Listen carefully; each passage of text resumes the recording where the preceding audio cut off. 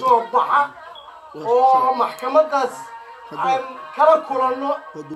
ayaanu ku qanacsanahay haddaanu nahay dawlad iyo shacab ayagu kuwa qanacsana maxkamadda sababtoo ah boob bay wataan boobkuna uma suurogelayo waa u suuroobi waayey arrintan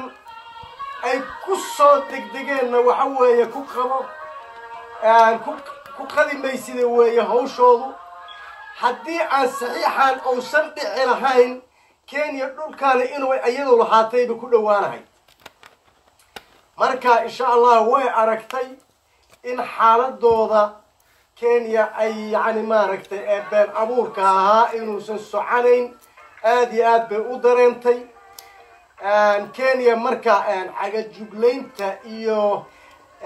been abuurka ay ayadoo wado oo ay suuqa la soo gashay mid soconaya maaha waxaan dawladda leeyahay ha ka baqina Kenya ummadda Soomaaliyeed waxaan u sheegayaa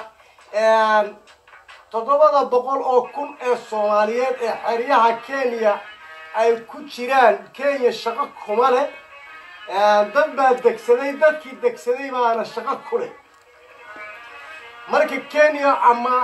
faa'iidada iyo waxay naga helaysay ayay carro isaga shubtay